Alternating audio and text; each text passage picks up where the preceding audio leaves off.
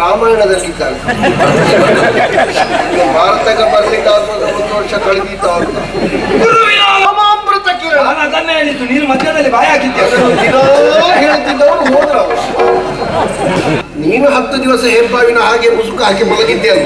ಏನು ಮಾಡೋಣ ಹೇಳು? ನಾವು ದುಡ್ದು ಯಾರ್ಯಾರಿಗೆ ಹೆಸರು ಬರುವುದಿದ್ರೆ ನಾವು ಯಾಕೆ ದುಡಿಯುವುದು? ದೇವರಾಣೆಗೂ ನಮ್ಮ ಪಕ್ಷ ಮೇಲೆ ಬೀಳುವುದಿಲ್ಲ. ಎಲ್ಲ ಹೋಗ್ತಿ ದಿನದಲ್ಲಿ 4 ಕಡೆಗೆ ಒಪ್ಪಿ 2ನೇ ದಿಕ್ಕಿಯಲ್ಲೂ ಹೋಗುದು.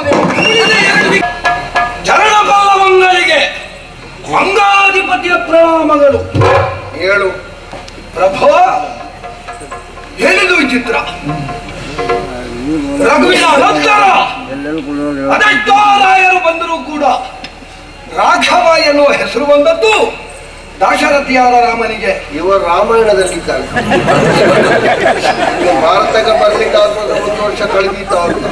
ಗುರುವಿನ ಅನಂತರ ಅದೆಷ್ಟೋ ಮಂದಿ ರಾಯರು ಚಂದ್ರವಂಶದಲ್ಲಿ ಆವಿರ್ಭಾವಗೊಂಡರು.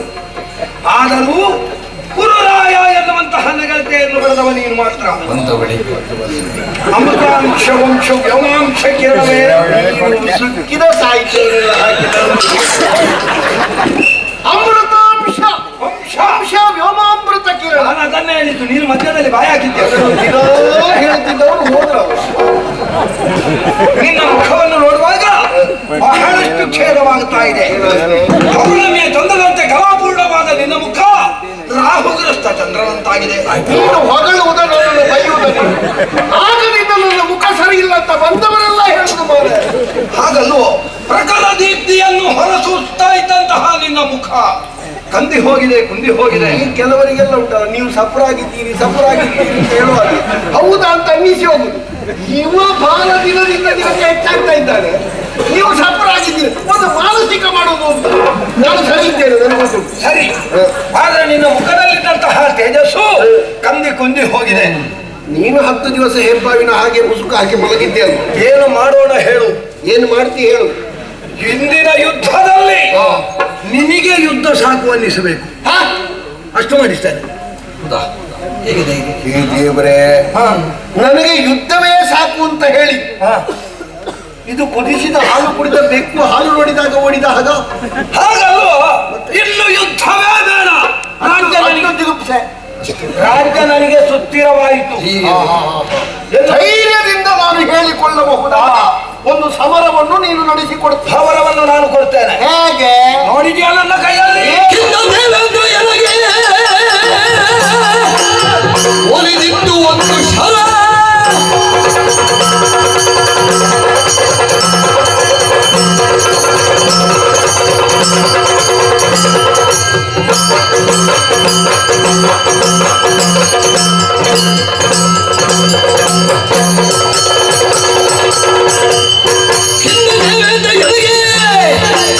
ಒಲಿದಿದ್ದೊಂದು ಶಕ್ತಿ ಜನರಿಗೆ ಎಂದು ಎತ್ತಿರುವುದರ ತೆಗೆದುಕೊಂಡು ಎಂದ ಅಂಥ ಕುಮಾರ.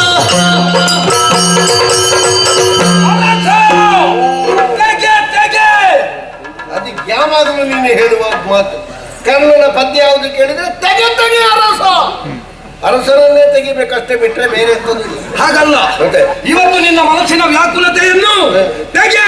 ಏನ್ ಮಾಡ್ತೀಯ? ಸ್ವಲ್ಪ ಹಿಂದೆ ಹೋಗು. ನಿನ್ನ ಚಿತ್ತವಿದ್ಯೆಯಲ್ಲಿ ಆಲೋಚನೆಯನ್ನು ಸ್ವಲ್ಪ ಹಿಂದಕ್ಕೆ ಕೊಂಡು ಹೋಗು. ಸಾಧಾರಣ ಎಷ್ಟು ವರ್ಷದ ಹಿಂದೆ? ಈ ಯುದ್ಧ ಪ್ರಾರಂಭವಾಗುವುದಕ್ಕಿಂತ ಮುಂಚಿತವಾಗಿ ನನ್ನದಾದಂತಹ ದಾನಬುದ್ಧಿಯನ್ನು ಕಂಡಂತಹ ದೇವೇಂದ್ರ ನನಗೆ ಪ್ರತ್ಯಕ್ಷರಾಗಿ ನನಗೊಂದು ವಿಶಿಷ್ಟವಾದ ಅಸ್ತ್ರವನ್ನು ದಯಪಾಲಿಸಿದ್ದಾನೆ. ನಿನಗೆ ಮೋಸ ಮಾಡುವುದು ಗೊತ್ತಾಗುವುದಿಲ್ಲ ಪುಣ್ಯಾತ್ಮ. ಕೆಲವರೆಲ್ಲ ಹೇಳಿದ್ರು ಕರ್ಣನಿಗೆ ಸ್ವಲ್ಪ ಅವಸರ ಹೆಚ್ಚಾಗಿ ಇದ್ದದ್ದನ್ನೆಲ್ಲ ದುಂದು ವೆಚ್ಚ ಮಾಡ್ತಾನೆ ಅಂತ. ಬ್ರಾಹ್ಮಣ ರೂಪದಲ್ಲಿ ಬಂದವ ದೇವೇಂದ್ರ ಅಂತ ಗೊತ್ತಿದ್ರು ಕೊಟ್ಟಿಯಲ್ಲ ನೀನು. ಹೌದು, ಕವಚವನ್ನು ಹರಿದು ಕಟ್ಟಾಗ ನಿನಗೆ ರಕ್ತ ಎಷ್ಟು ಹೋಗಿದೆ ಅಂತಲೂ ಗೊತ್ತಿಲ್ಲ. ರಕ್ತ ಹೋದದ್ದು ಹೋಗಲಿ, ನಾನು ಕೊಟ್ಟಂತಹ ರಕ್ತಕ್ಕೆ ಪ್ರತಿಯಾಗಿ ನನಗಿದ್ದದ್ದು ವಿಶಿಷ್ಟವಾದಂತಹ ಶಕ್ತಿ. ಇದನ್ನು ನನ್ನ ಒತ್ತಳಿಕೆಯಲ್ಲಿ ಇರಿಸಿದ್ದೆ. ಪಾರ್ಥ ನನಗೆ ಕಾಡಾಕಾಡಿಯಾಗಿದ್ದಾಗ ಪ್ರಯೋಗಿಸ್ತೇನೆ ಅಂತ ಈ ಬಾಣದ ಬಲಮೆಯಿಂದ ಇಂದಿನ ದಿವಸದಲ್ಲಿ ಅರ್ಜುನನ ಉಸಿರನ್ನು ತೆಗೆಯುತ್ತೇನೆ.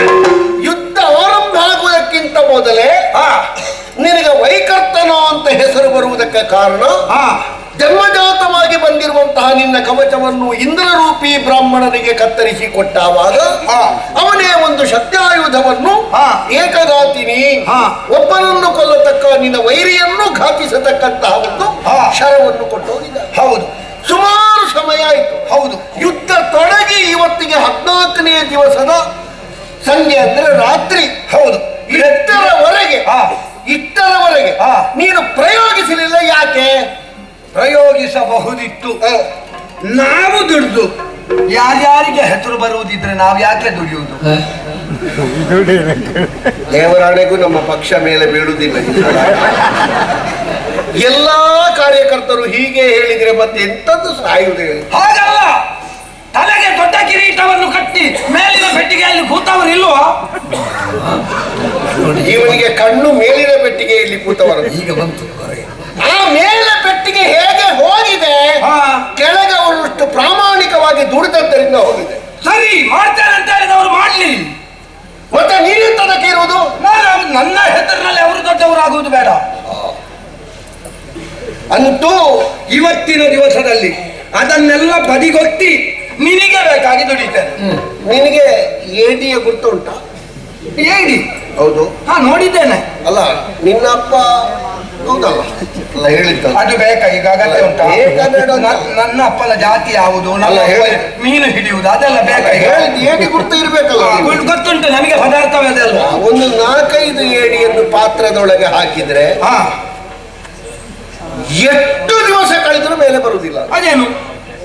ಅದು ಒಂದು ಮೇಲೆ ಬರ್ಲಿಕ್ಕೆ ಆಗುವಾಗ ಅದರ ಕಾಲು ಹಿಡ್ಕೊಂಡು ಮತ್ತೊಂದು ಜಗ್ಗು, ಆಗ ಮೇಲೆ ಹೋದದ್ದು ಕೆಳಗೆ. ಒಂದನ್ನೇ ಹಾಕಿ ಹೇಗಾದ್ರೂ ಹೊರಗೆ ಬರ್ತದೆ. ಇದು ಹಾಗೆ ಆಯ್ತು ಇದರಲ್ಲಿ. ನಮ್ಮಲ್ಲಿ ನಾವೆಲ್ಲ ಏಡಿಗಳೇ. ಒಬ್ಬ ಗೆಲ್ಲಿಕ್ಕೆ ಆಗೋದು, ಮತ್ತೊಬ್ಬ ಕಾಲಿಡಿದು ಎಳೀಲಿಕ್ಕೆ ಆಯ್ತು. ಇದು ನೂಲಲ್ಲಿ ನೇತಾಡುವವನ ಕಾಲಿಡಿದು ನೇತಾಡಿದಂತಾಯ್ತು. ಇಷ್ಟರವರೆಗೆ ನನಗೆ ಅಂತಹ ಒಂದು ಮನೋಭಾವ ಇತ್ತು. ಈ ಹೊತ್ತಿಗೆ ಬಿಟ್ಟಿದ್ದೇನೆ. ನಿನಗೆ ಬೇಕಾದ ನಿನ್ನನ್ನೊಂದು ನಂಬಿ ಮಾರಾಯ ನಾನು ಕೆಲವು ಕ್ಷೇತ್ರದಲ್ಲಿ ಮಾತು ಕೊಡುವುದು. ನೀನು ಸಂದರ್ಭಕ್ಕಾಗುವಾಗ ಹಾಲು ಬರ್ಲಿಕ್ಕಾಗುವಾಗ ಗಾಣ ತುಂಡಾಯಿತು ಅಂತ ನೀನು ನೀವೇ ಇಲ್ಲ. ಯಾರು ಹೇಳಿದ್ದು? ನಾನು ಹಾಗೆಲ್ಲ ಮೊದಲಿನ ಹಾಗೆ ಈಗ ಒಪ್ಪಿಕೊಂಡಲ್ಲಿಗೆ ಹೋಗ್ತೇನೆ ಪುಣ್ಯಾತ್ಮ. ನೀನು ಸುಮ್ಮನೆ ಅದನ್ನೇ ಹೌದು, ಒಪ್ಪಿಕೊಂಡಲ್ಲಿಗೆ ಹೋಗ್ತಿ. ದಿನದಲ್ಲಿ 4 ಕಡೆಗೆ ಒಪ್ಪಿ 2ನೇ ದಿಕ್ಕಿಯಲ್ಲೂ ಹೋಗುದು. ನೀವು 2 ದಿಕ್ಕಿಗೆ ಅದೇ ಸಮಯ ಆದ್ರೆ ನಾನಂತ ಸಾಯುದು. ನೀನಲ್ವಾ ಸುಧಾರಿಸಿಗೊಳಿಸಿ ಅಂತ ಹಾಗೆ ಮಾಡಿದ. ಆಯ್ತು, ಮಾಡ್ತಲ್ಲ. ಇವತ್ತು ಖಂಡಿತವಾಗಿ